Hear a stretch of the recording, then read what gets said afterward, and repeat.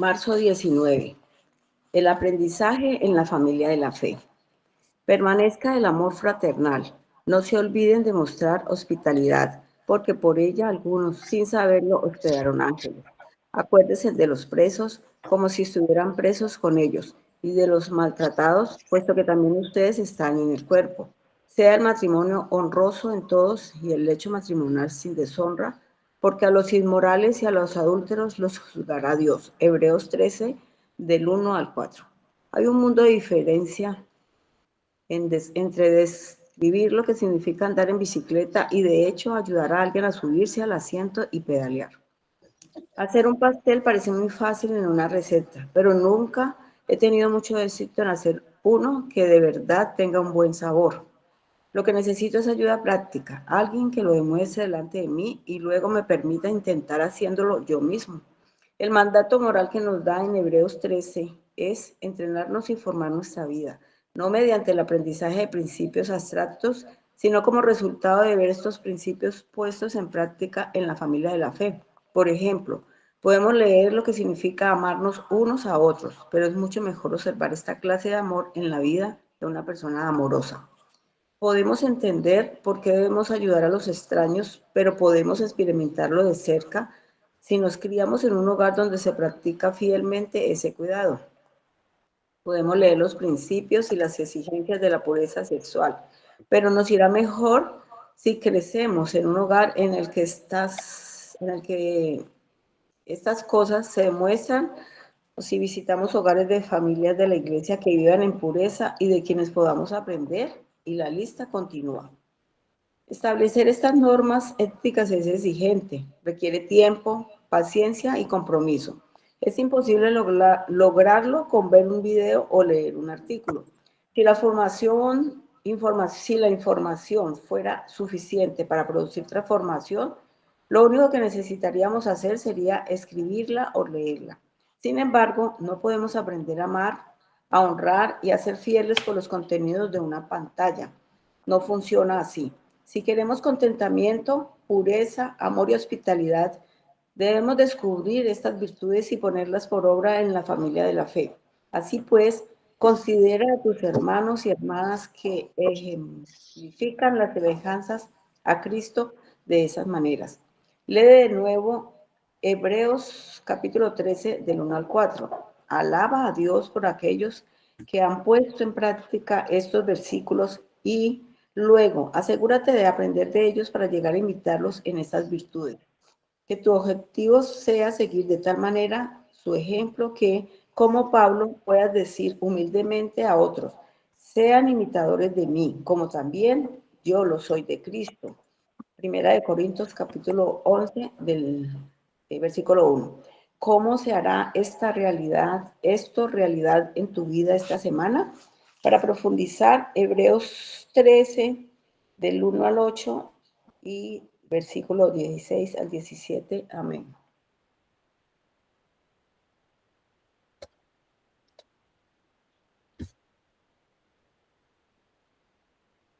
Amén, mi hermana, muchísimas gracias. Buenos días para todos, perdón.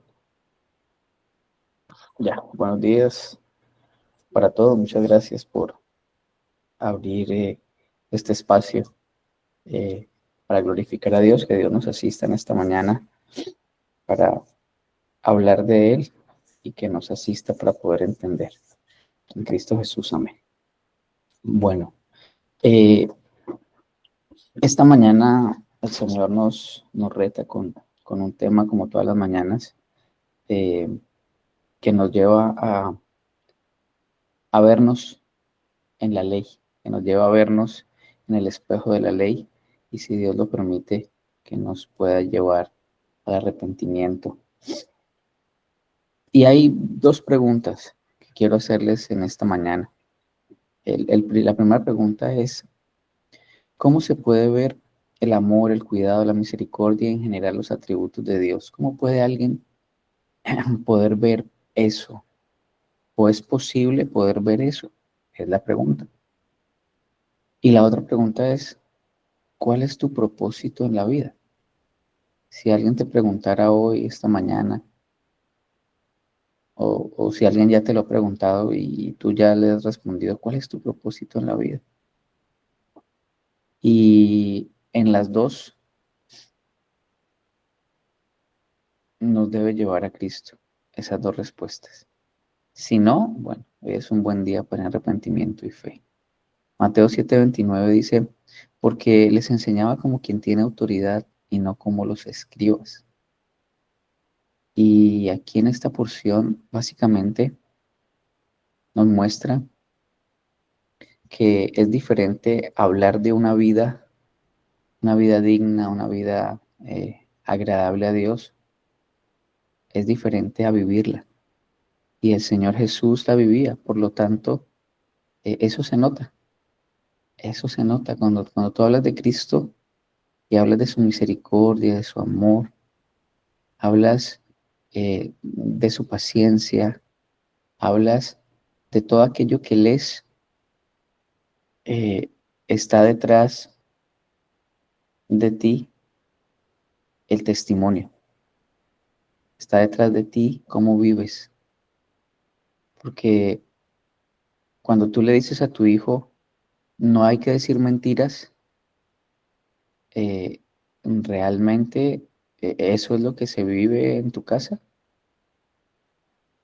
o dígale que no estoy, o los invitamos a hacer cosas y luego les decimos otra cosa. El Evangelio es eh, el arma más poderosa que hay en este planeta. Y si el Señor nos permite hoy, vamos a ver que esa herramienta nos sirve el primer día como todos los días que estemos aquí en esta tierra.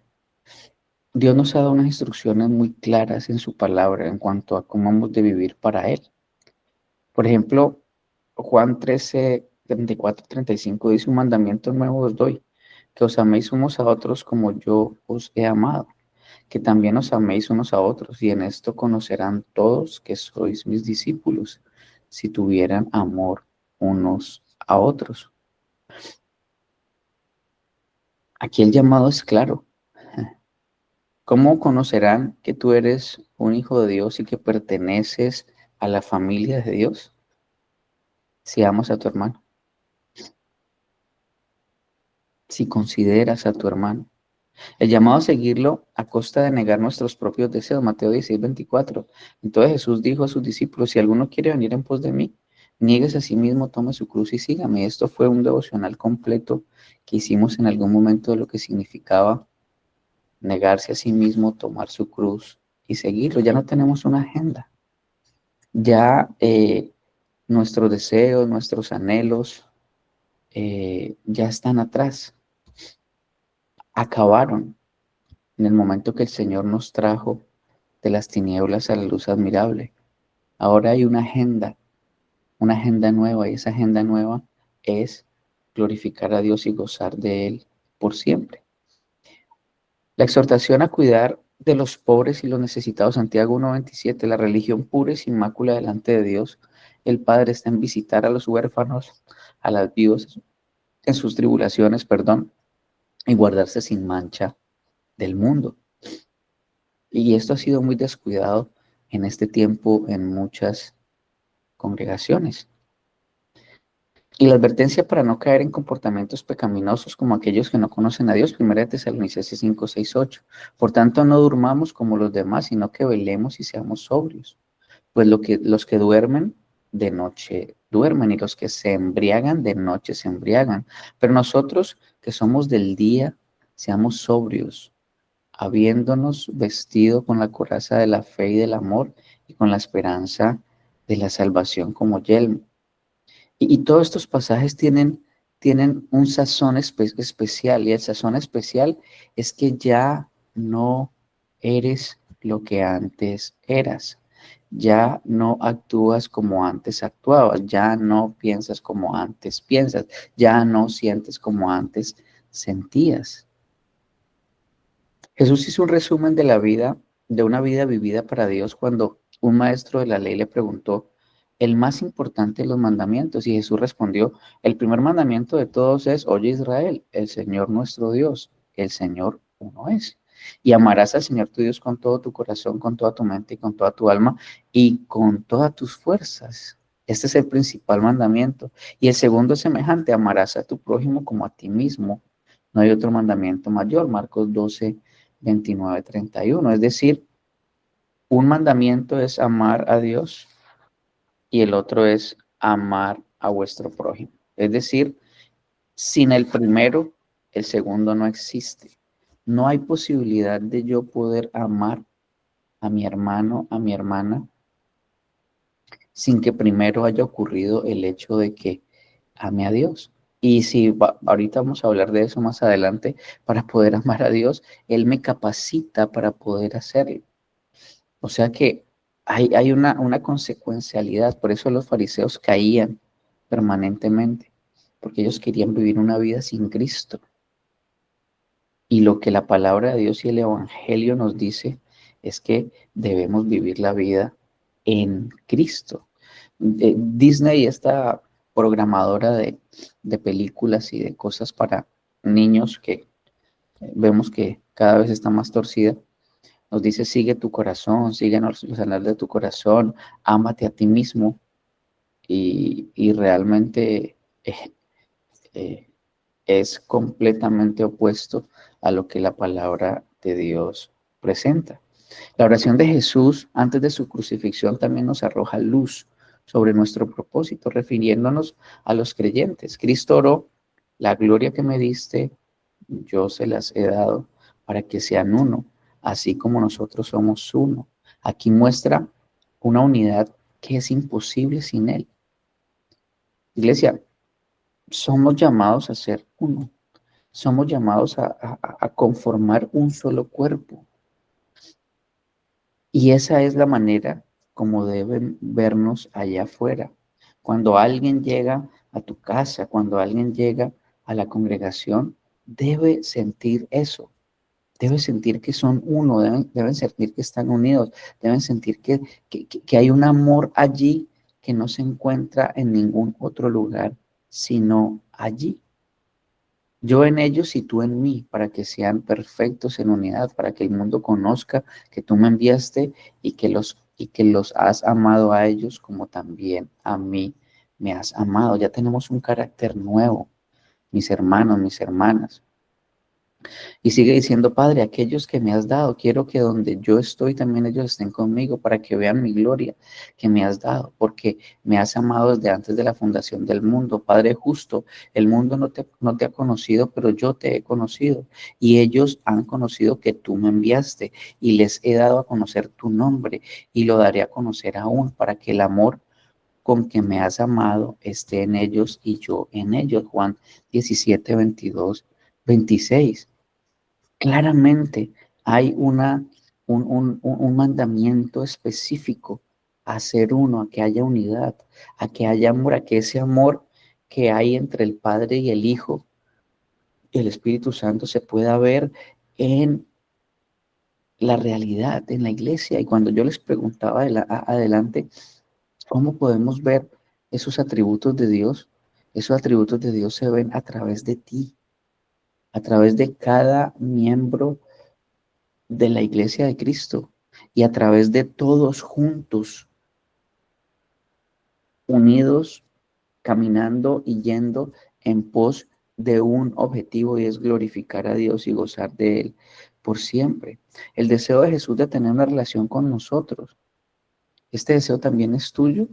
Pues en definitiva, este deseo de tener una relación con nosotros es lo que nos diferencia de todos los que se hacen llamar cristianos, porque nosotros no seguimos una religión en el sentido de unos ritos y de hacer esto y de hacer lo otro y de hacer aquello, sino que nuestra religión es Cristo, es tener una relación con Él, con aquel a quien Dios usó para revelarse a Él mismo, porque quien conoce a Cristo conoce a Dios, quien conoce a Dios conoce al Espíritu Santo, y Cristo es el camino, Cristo es la verdad, Cristo es la vida, Cristo es la manera como nosotros podemos llegar a esa unión. Y más adelante vamos a puntualizar un poco más a respecto de eso. El Catecismo Menor del Westminster dice, la meta principal del hombre es glorificar a Dios y gozarse de Él por siempre. ¿Es tu propósito en la vida? Cuando alguien te pregunta cuál es tu propósito, ¿tú qué dices? Médico, ingeniero, conseguir plata, no sé, que mis hijos sean lo que sea, tener nietos, qué sé yo. ¿Cuál es tu propósito en la vida? Porque si eres creyente, tu propósito en la vida es glorificar a Dios y gozar de Él por siempre. Una vida vivida para la gloria de Dios. ¿Buscamos a Dios con todo nuestro corazón, con toda nuestra ser, con toda nuestra alma? Pregunta. Y aquí en Juan 15:4-8, que ya también lo hemos meditado, quiero detenerme un momento aquí, cuando dice el Señor Jesús, permaneced en mí y yo en vosotros. Hay muchas personas que cuando miran la palabra de Dios, ven muchas instrucciones, ven muchas órdenes y piensan que esas órdenes el Señor se las da a todo el mundo. Esas órdenes son exclusivamente para sus hijos. Cuando el Señor dice orad, cuando el Señor dice permaneced, cuando el Señor dice exhortaos, cuando el Señor dice negarse a sí mismo, cuando el Señor dice todo lo que Él nos dice, Él está hablando exclusivamente con sus hijos.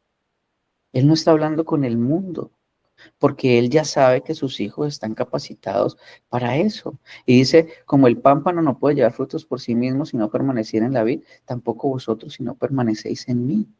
Recuerda que nosotros, bueno, pámpanos, a veces nos confundimos con pámpanos y muchas veces nuestra poca diligencia con la palabra de Dios nos impide ir a buscar qué es pámpanos y algunos piensan que pámpanos es el fruto, otros piensan que pámpanos es el árbol y hay una confusión gigantesca, pero el pámpano es una rama y recuerdan que tú y yo éramos unas ramas que estaban caídas, que iban a ser echadas al fuego y que por la misericordia de Dios fueron levantadas y puestas en el árbol,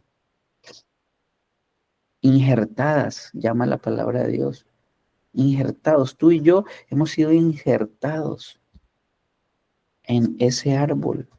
No pertenecíamos a él, pero ahora pertenecemos por la misericordia de Dios. ¿Y para qué sirve una rama? Y si miramos un poquito de horticultura, porque también debemos ser diligentes en revisar estas cosas, porque el Señor nos está haciendo una comparación. Está mostrando Él y su iglesia como un árbol de uva. Y la función de la rama es mostrar el fruto. Mostrar el fruto. Yo soy la vid, vosotros los pámpanos, ustedes son las ramas. El que permanece en mí y yo en él, este lleva mucho fruto, porque separados de mí, nada puedes hacer. El que en mí no permanece será echado fuera como pámpano, se secará, lo recogen y lo echan al fuego y arden. Y si permanecen en mí, mis palabras permanecen en vosotros, pedid lo que queráis y os será hecho. En esto es glorificado mi Padre, en que llevéis mucho fruto. Ahora, ¿cuál es el fruto del aguacate? El fruto del árbol del aguacate es un aguacate. El fruto del árbol de la manzana es una manzana. El fruto del árbol de la vid es una uva. Y cuando el Señor dice, yo soy la vid, entonces, ¿cuál es el fruto que tú muestras? Al mismo Cristo. Cuando tú hablas, estás hablando las palabras de Cristo. Cuando tú sientes, estás sintiendo lo que Cristo siente. Cuando tú deseas, estás deseando lo que Cristo desea. Esa es la pregunta.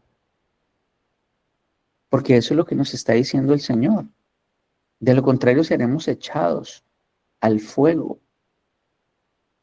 Y dice, si permanecen en mí y mis palabras en vosotros, pedís todo lo que queráis. Y muchos dicen, no, es que solamente si termino la oración en Cristo Jesús, eso se va a hacer. No, Él está diciendo, mira, si tus palabras permanecen en mí, si mis palabras permanecen en ti, entonces, ¿qué va a pasar? Pues que todo lo que vas a decir es lo que yo diría. Todo lo que vas a pedir es lo que yo pediría, porque mis palabras permanecen en ti.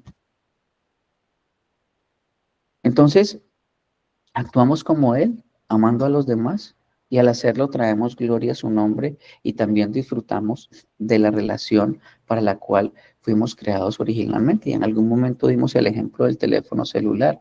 Un teléfono celular que no recibe llamadas, pero puedes ver videos, puedes hacer 40,000 cosas. ¿Realmente funciona? No, no funciona. Un asiento que tú uses y te sientes y te caes, no funciona. Y todo lo que no funciona se desecha. Nosotros fuimos creados para glorificar a Dios, para honrar a Dios y vivir para su gloria. Y si no cumplimos esa labor, pues sencillamente somos desechados, simple, sencillo. Somos creación. Y esto puede sonar duro, pero es la realidad. Es importante recordar cómo trabaja el Evangelio y la palabra de Dios en el corazón, tanto en el momento inicial de la salvación como en el proceso continuo de santificación. En primer lugar, debemos recordar que el Evangelio es un mensaje que sale de la misma palabra de Dios. Cuando se anuncia y se predica este mensaje, Dios actúa sobrenaturalmente con el milagro de la regeneración, dando vida a quienes Él desea, por pura gracia. Por eso Pablo dice, la fe viene por el oír y el oír la palabra de Dios. Entonces, si tú estás ahí sentado, si tú estás ahí sentada y eres creyente, es porque has nacido de nuevo, es porque en algún momento escuchaste el Evangelio de Cristo, las malas viejas de condenación, las buenas nuevas de condenación, la vida eterna, el nuevo reino, y eso entró en tu oído y restituyó. Es como cuando tenemos un virus en el computador y no nos deja hacer muchas cosas y lo llevamos al técnico y el técnico le quita el virus. Y ahora tú puedes hacer y usar tu computador bien. Nosotros tenemos el virus del pecado y ese virus del pecado nos lleva a no funcionar para lo cual hemos sido creados. Y cuando viene la gracia, se instaura en nosotros el software de la gracia.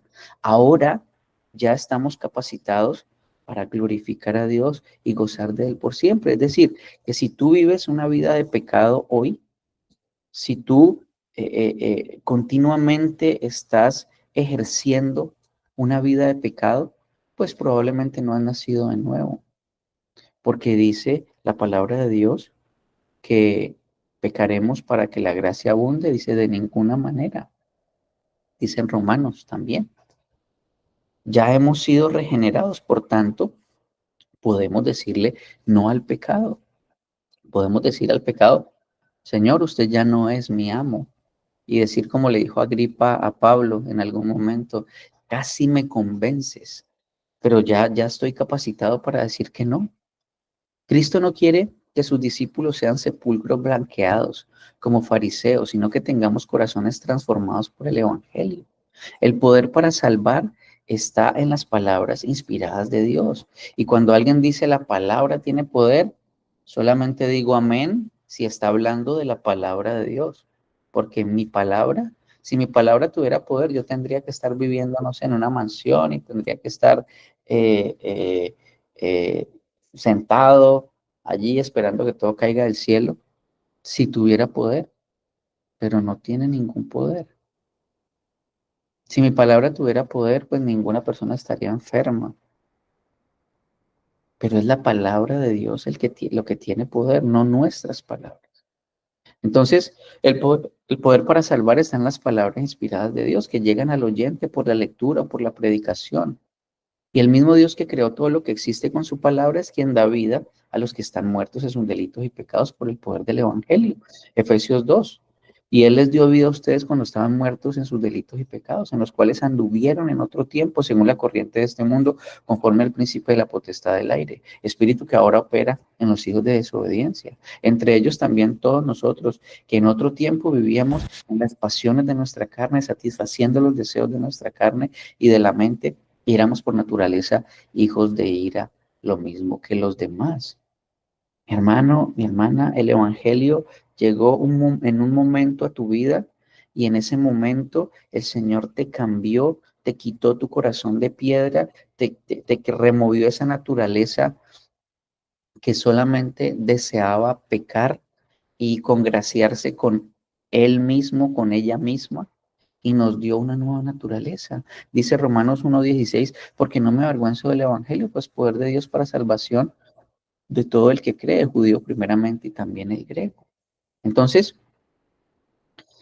esta palabra es la que nos hace nacer, es la que nos permite hoy estar ahí sentados, escuchando, madrugar a las 5:30 de la mañana. Para algunos es locura, ¿no? Yo estoy en mi cama aquí durmiendo. ¿Qué cuento no, no, no, no, tengo que trabajar a las 8 de la mañana? En segundo lugar, solo la persona que ha nacido de nuevo, Juan 3:5, respondió Jesús, de cierto os digo que el que no naciere de agua y del Espíritu no puede entrar en el reino de Dios.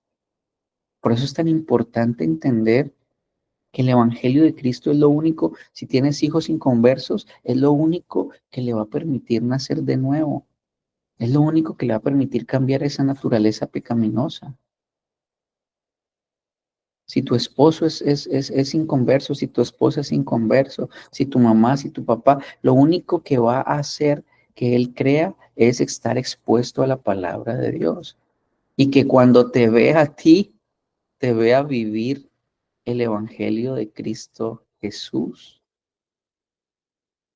Entonces, solo la persona que ha nacido de nuevo puede aspirar a vivir una vida con Cristo y que agradece a Dios. Así como es necesario el Evangelio de Cristo para nacer de nuevo, se necesita el mismo Evangelio para crecer en la nueva vida. Dice, deseen, en 1 Pedro 2, deseen como niños recién nacidos la leche espiritual, la leche pura de la palabra, para que por ella crezcan para la salvación.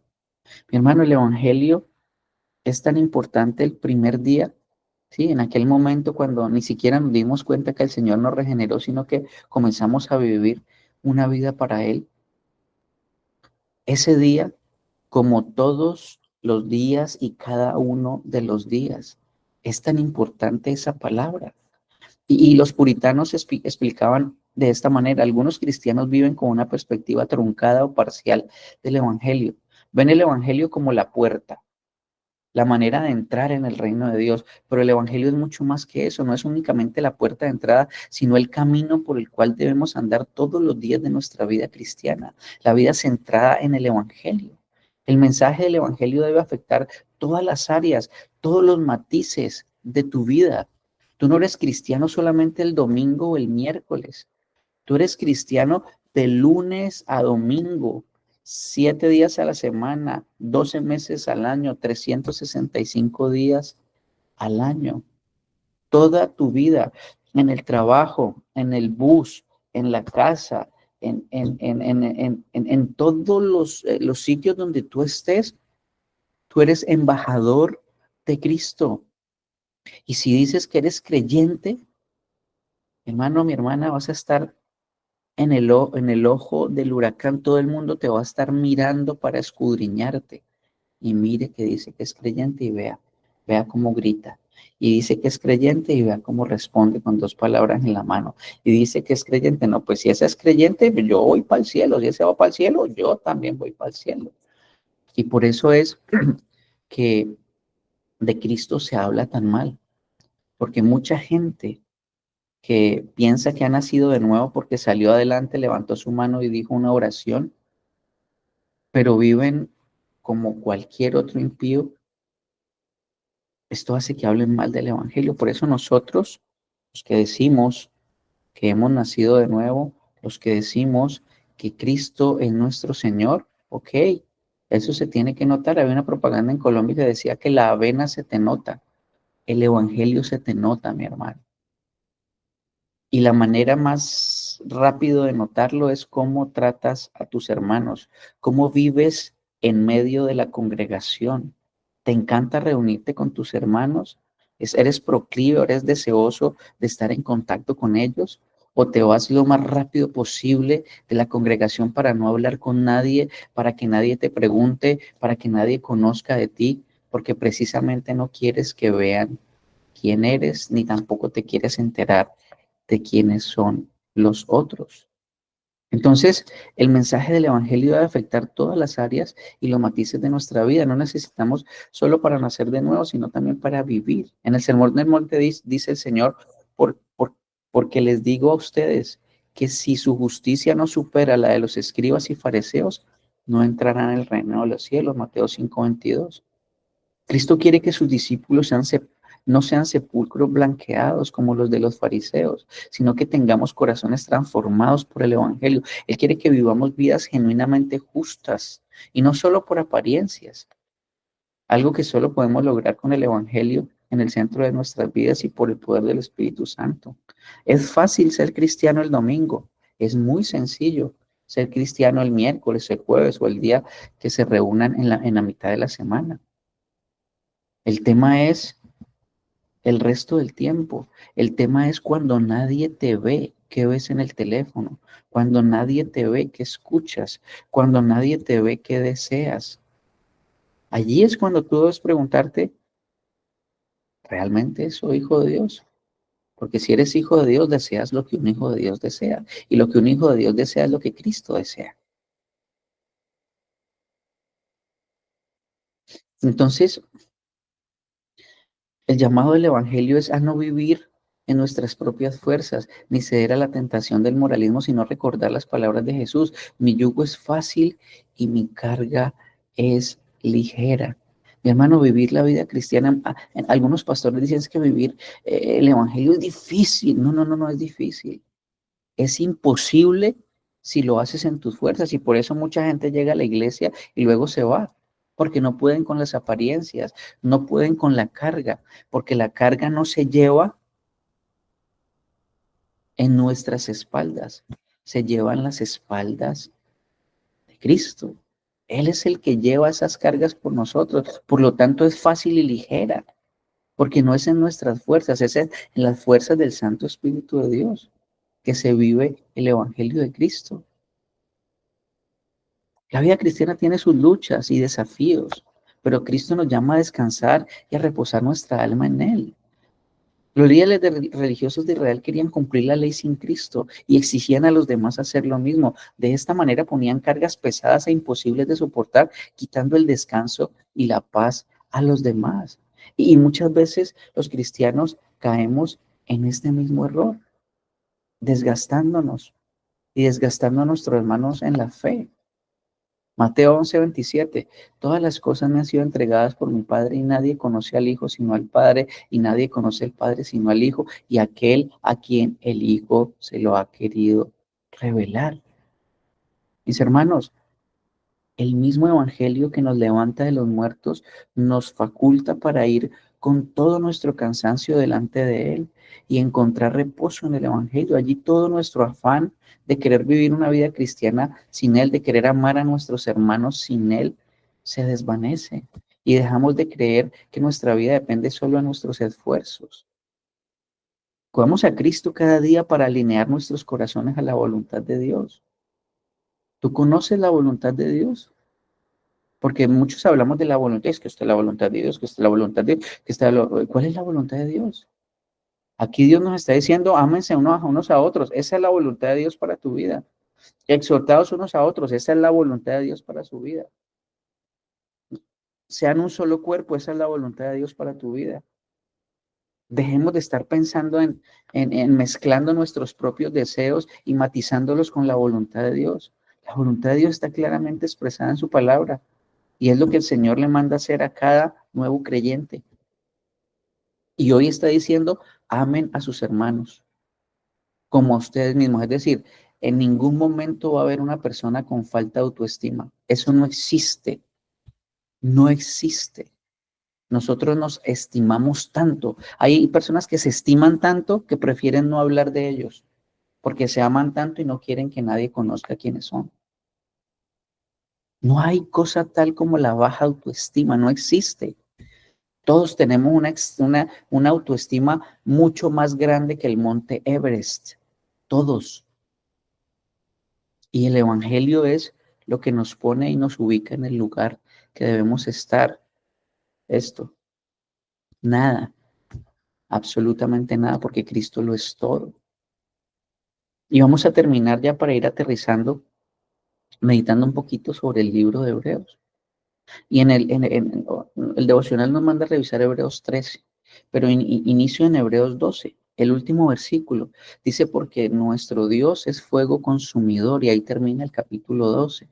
Y esta es una solemne advertencia de que la gracia está disponible a su alcance para usted, para que pueda servirle a Dios a través de servir a sus hermanos, pero quienes no tratan con seriedad esto, no crea que con él uno puede actuar con ligereza y salirse con la suya, evitando las consecuencias. Mi hermano, cuando nosotros pensamos en fuego consumidor, podemos recordar este episodio con Elías, Acab, Jezabel, 450 profetas de Baal. Ellos hacen su sacrificio, él pone agua en toda la madera del sacrificio y luego baja una columna de fuego, consume el agua, consume el sacrificio y todo el mundo cuando escucha esto dice, wow, bajó del cielo y quemó y acabó con el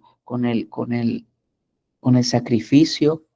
Pero mi hermano, lo más maravilloso de ese día es que ese fuego bajó y no acabó ni con Elías, ni con Acab, ni con Jezabel, ni con los 450 profetas de Acab. Porque la misericordia de Dios es infinita, mi hermano. Está dispuesta para todos todo el tiempo. Y que ese fuego haya caído y no haya consumido a esas personas ese día, y que hoy tú estés ahí sentado, ahí sentada sin haber sido consumido, es porque el Señor es misericordioso, mi hermano. Pero un día, cuando Jesucristo venga en gloria, ese fuego consumidor consumirá y todo será consumado. Tu casa, tu carro, todo lo que vemos aquí será destruido y será hecho nuevo. Hermano, no juegues con el evangelio, no juegues a ser cristiano. Hoy es un buen día para ir en arrepentimiento y fe delante del Señor. Permanezca en amor fraternal, dice el Señor. Amor fraternal es, por supuesto, el amor de un hermano. El escritor de esta epístola estaba escribiendo principalmente a los hebreos, pero que tuvo que decirles lo que les dijo tiene una aplicación para nosotros. Tanto los judíos como los no judíos han sido reunidos en un cuerpo, el cuerpo de los creyentes. El pegamento o cemento que nos mantiene juntos es el amor fraternal, el amor de hermanos. Ahora, si usted es hijo de Dios, usted es mi hermano, usted es mi hermana. Y por supuesto, nos consideramos como hermanos. Acuérdate que considerarse, y hablamos de esto prácticamente en un solo devocional, significa pensar que todos los que están aquí en este chat son mis hermanos y por cuanto son mis hermanos, yo considero y los considero en la más alta estima y los considero de tal manera que son más importantes que yo mismo. Entonces, cuando Él nos ha dado a todos un corazón nuevo, nos hemos convertido en hermanos y hemos pasado a formar parte de la familia de Dios. Y debemos amarnos unos a otros. La vida cristiana es una vida de fe y amor hacia los demás. Mi hermano, mi hermana, tú eres un agente de amor. Tú has sido llamado a amar a los demás. Y más adelante habla de la hospitalidad, porque hospedaron ángeles, y más adelante habla de, acuérdense de los presos, juntamente con ellos. Nos habla de tener una vocación hacia los demás, mi hermano.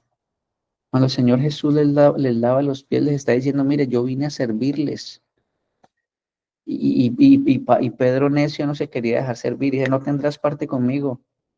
Y él dice, bueno, lávame la cabeza también. Tú viniste y eres levantado de los muertos para servir a tu iglesia, para servir a tu familia, para servir a tu comunidad, para servir a tu país.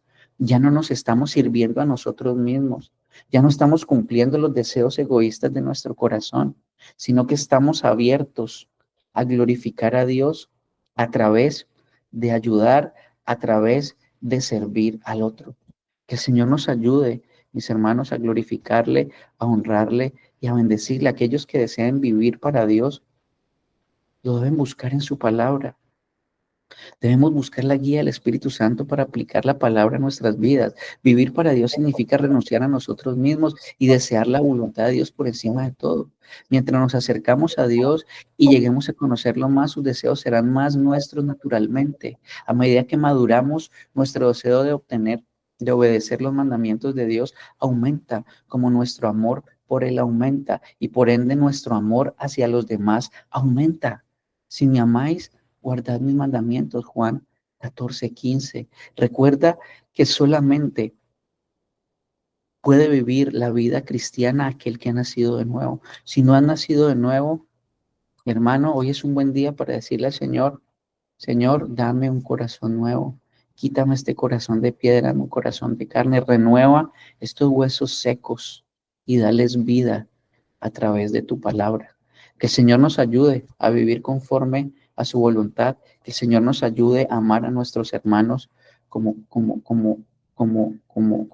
se muestra el amor entre el Padre y el Hijo. Que el Señor nos ayude a vivir esas vidas de piedad para su gloria como verdaderos heraldos de Él, como verdaderos siervos útiles. Padre,